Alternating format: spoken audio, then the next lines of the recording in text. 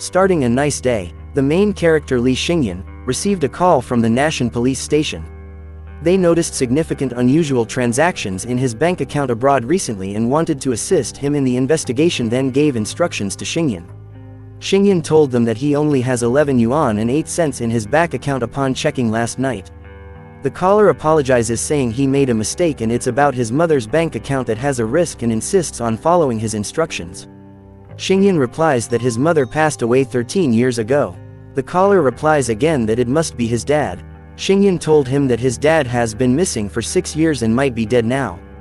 The suspicious caller then hangs up, not being able to manipulate Xingyan.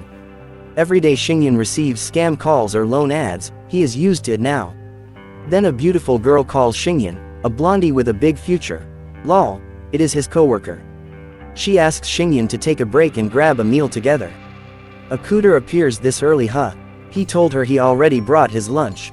By refusing her, the girl leaves with his other colleague. Her name is Xiao Ai. Her colleagues are teasing her about seeing Xingyan again. For Xiao, she's just showing concern to a colleague. They then leave while talking about Xingyan's life. Xingyan brings out an old phone he found at his dad's room while cleaning. Surprisingly, it still works. He then thinks that this phone might be related to his dad's disappearance. He saw an application, Infinite Archives, and opened it. He seems to be pulling up his dad's account by guessing its password, but failure. There's no customer service number either. A note appeared indicating a detected potential game user. Would you like to register a new account? Xingyan is sus about the interface that doesn't look like legitimate software. He presses the red button, but then the system congratulates him for successful registration. Xingyan is confused. Suddenly the surroundings change, like he is being transported. His colleague is about to ask a favor, but Xingyan has strangely disappeared. Welcome to the Infinite Archives. Xingyan opened his eyes and appears to be in a different room. He noticed that there are people. The room is filled with furniture. The people seem to be confused as well, asking how they suddenly end up there. Someone thinks this is a collective kidnapping. Then, all of them received a notification through their phone. The message indicates, among you, one is a werewolf. The werewolf can kill one civilian player every night. Civilians can nominate a suspected player for trial each day. If the werewolf is successfully identified, civilians win. Otherwise, if all civilians die, the werewolf wins.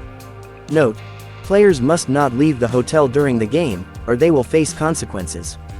The theme seems to be something like Among Us. They are now thinking that it's just a game. The guy with the weird haircut is making fun of it, asking them if they will stay and play this game. A girl told him that the game rules have been explained, and without finding out who the werewolf is, they can't leave the hotel. The weird cue ball looking guy told her that it was nonsense and played it themselves. A gentleman looking guy tells him to go if he's not afraid of death. Xingyan hears the word death and thinks about it. The cue ball insists on leaving and arrogantly telling them that if he wants to leave, then he'll leave. He proceeded to step outside the hotel, and then he died in just a few seconds. The caller seems to be able to detect if they head outside the hotel. All of them are shocked. The civilian Chen Fan has died. That's the cue ball's name, haha. The player voting begins, with a countdown of 59 minutes and 59 seconds. All of them became serious. Please choose who you think is the werewolf. 2 minutes passed. The system announced to players cast votes to accuse the werewolf. In case of a tie, a player will be executed from those with tied votes. Time is limited and they have to pick who to vote for. The fat guy is sacred as hell. The gentleman tells them not to worry about and think carefully first, and asks them if they have any clues about the werewolf. The guy with glasses explains that generally, werewolves try to speak as little as possible to avoid exposure, and for example, he looks at Xingyan. The fat guy and the girl agree with him and think Xingyan is suspicious. Xingyan tells them he's not the werewolf, besides, only werewolves would be eager to guide the killing. Glasses guy was surprised, thinking it was meant for him. The pink-haired girl explained their situation. They've just met with no clues to lock onto the werewolf, and random voting might lead to accidental killing of civilians.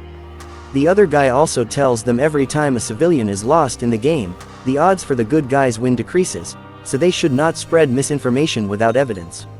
He is correct. There are only 19 minutes left for voting.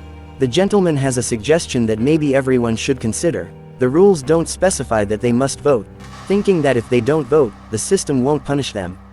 From my perspective, I think the gentleman is the imposter XD. He continues to say that as long as everyone abstains from voting, no one will die. The fat guy says it makes sense. They agree with the gentleman. Xingyan is thinking about what the gentleman said and hopes he is just overthinking.